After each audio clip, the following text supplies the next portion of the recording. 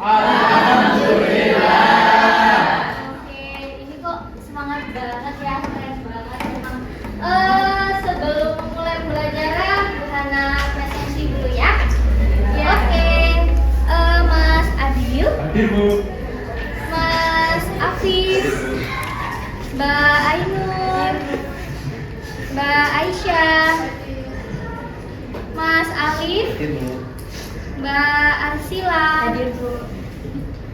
Mas Arya, oke, Mbak Dinda. Ini semangat sekali, tapi kok kayaknya wajahnya sedih-sedih gitu sih semangatnya ya. Kita ice breaking dulu ya. Oke, silakan kalian berdiri dulu. Coba pikir temennya sebentar. 1, 2, oh mas ini mas gabung sama mas Dinda. 3, ya boleh. 4, 5, 6, 7, 8. Oke, kembali lagi. Balik kiri berarti, balik kiri. Oke.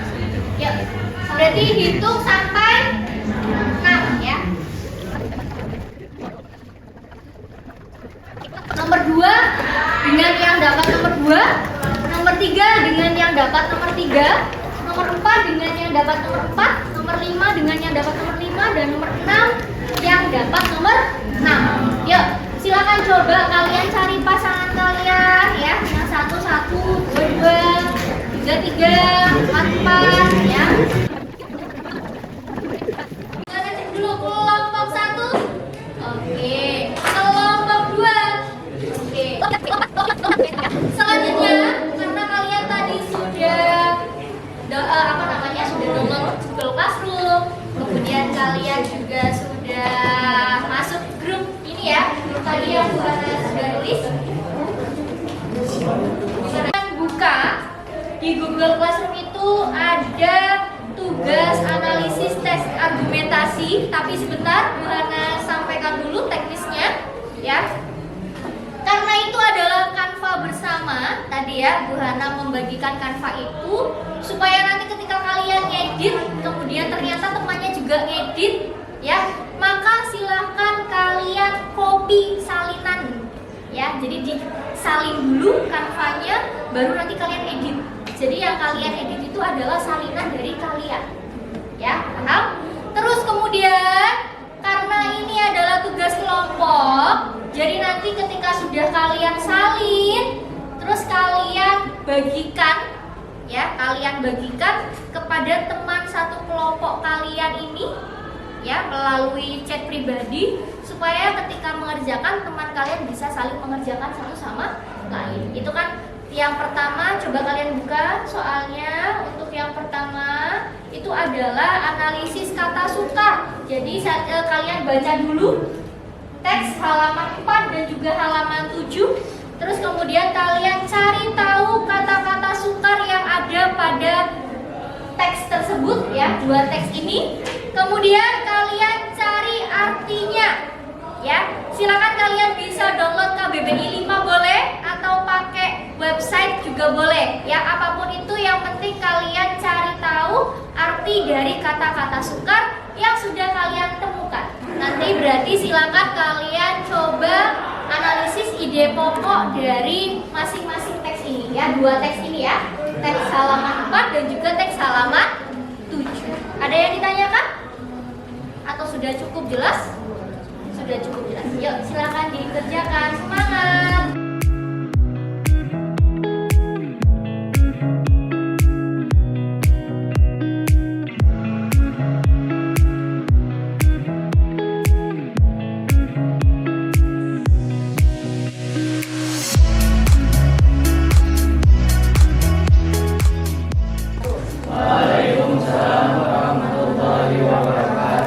Perkenalkan, nama saya Ashraf itu nomor presensi 6. Saya Aziz Gandor, nomor presensi 4. Saya Dilian Putri Nurmadi, nomor presensi 13. Saya Dausar Sabia, presensi 23. Saya Sarah Aprilia, nomor presensi 30. Saya Alaisi Ramadan Hatta, nomor presensi 2. Jadi di sini yang pertama ada temukan kata sukar dalam teks halaman 4 dan halaman 7. Jadi di sini di halaman 4 itu ada 7 kata sukar. Yang pertama ada basis. Basis sendiri itu memiliki arti asas atau dasar. Yang kedua ada komoditas. Komoditas memiliki arti barang dagang utama, benda niaga, bahan mentah yang dapat digolongkan menurut mutunya sesuai dengan standar perdagangan internasional. Yang ketiga ada replikasi, yang artinya proses, cara meniru atau penduplikatan. Yang keempat ada rasional, yaitu menurut pikiran dan pertimbangan yang logis atau menurut pikiran yang sehat atau cocok dengan aksi. Konsumsi beras. Hal ini dibuktikan dengan menurunnya konsumsi beras dari 94,9 kg per kapita per tahun menjadi 85 kg per kapita per tahun pada tahun 2024. Sekian presentasi dari kelompok kami. Adakah yang ingin bertanya atau sependapat atau memberi tanggapan? Silakan. Silakan, ada yang memberikan tanggapan, tambahan atau komentar atau bertanya? Silakan. Ada? Ada? Atau sama? Hasilnya sama atau tidak? Ada yang beda? Ada beda? Di bagian mana? Silakan sampaikan. Nama saya Meryl Kesadiani dari absen 13. Izin ngasih komentar. Itu kan kalian di bagian ide pokok tuh di ada per paragraf. Kenapa kalian cuma ada satu? Itu menjawab karena tadi kan akhir.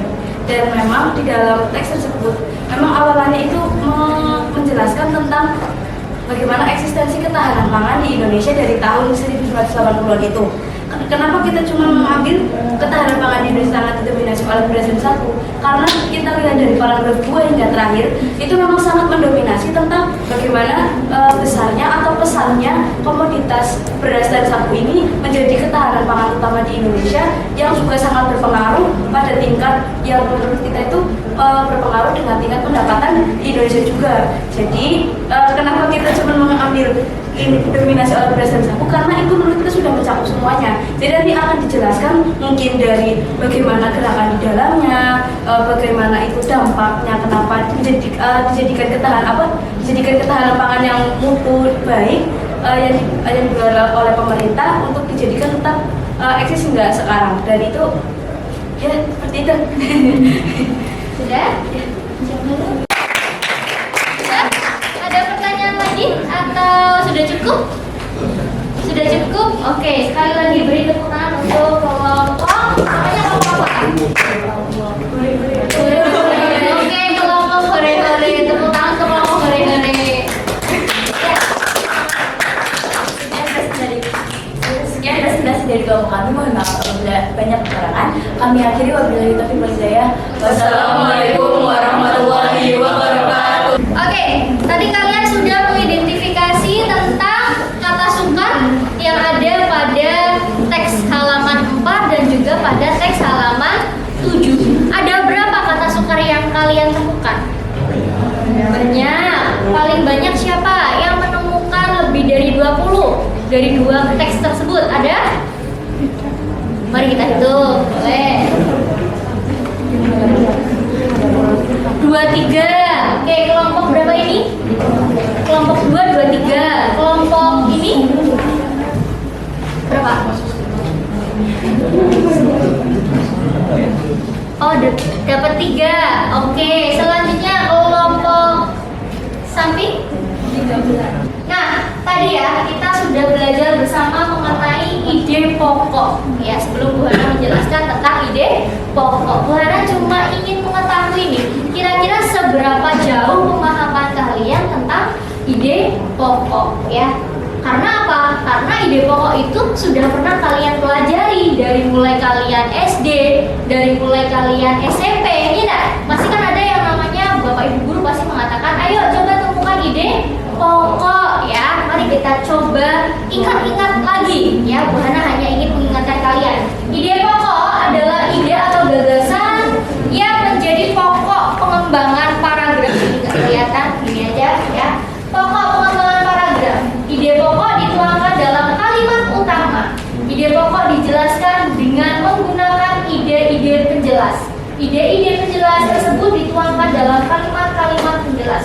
Sebagai penjelas, maka dalam satu paragraf minimal terdapat 2 kalimat penjelas.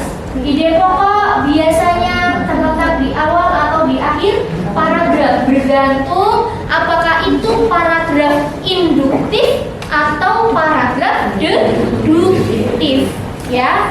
Jadi apakah itu paragraf deduktif kalau memang ide pokoknya ada di awal, ya, ataukah itu paragraf induktif kalau memang itu ide pokoknya berada di akhir, gitu ya. Jadi ide pokok itu yang menjembatani paragraf tersebut itu mengarahnya menjelaskan tentang apa, gitu.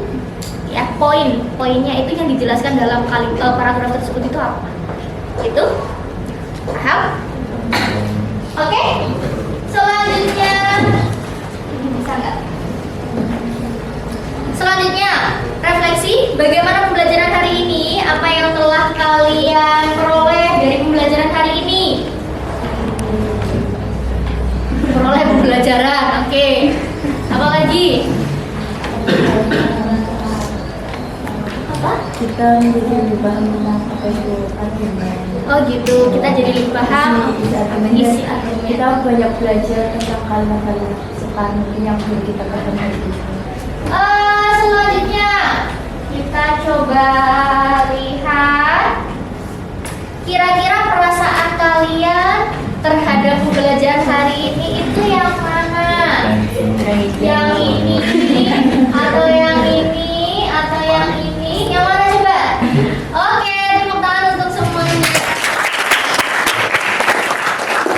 Selanjutnya, silakan nanti sembari kalian di rumah boleh silakan kalian tulis refleksi pembelajaran hari ini atau mungkin penjelasan Bu Hana terlalu cepat atau bagaimana, silakan kalian tulis pada yang ada di Google Classroom itu kan ada, silakan kalian bisa berkomentar di situ, temannya bisa saling melihat komentarnya masing-masing. Nanti Bu Hana akan baca sebagai evaluasi pembelajaran kedepannya biar lebih enak lagi, gitu ya. Biar kita sama-sama nyaman. Kalau memang ada yang kurang atau ada yang terlalu cepat, silakan nanti kalian sampaikan di sini. Karena memang Bu Hana ini ya mungkin kalau secara bahasa ngomongnya terlalu cepat gitu ya, tapi memang Bu Hana akan proses biar nanti yang penting kalian paham gitu ya. Kita belajar bersama-sama. Gitu? Ada pertanyaan? Tidak ada. Kalau tidak ada, terima kasih, kalian luar biasa, sangat hebat ya. Sudah bisa mempresentasikan, sudah bisa belajar Canva. Ya gimana rasanya tadi masukin foto di Canva ya Mas ya? Sudah bisa, yang sebelumnya mungkin belum tahu ya. Tapi dengan menggunakan Canva, harapannya nanti kedepannya kalian bisa berwawasan global ya, sehingga bisa menjadi generasi penerus bangsa yang baik gitu ya. Oke, Bu akhiri. Terima kasih, kurang lebihnya mohon maaf. Assalamualaikum warahmatullahi wabarakatuh.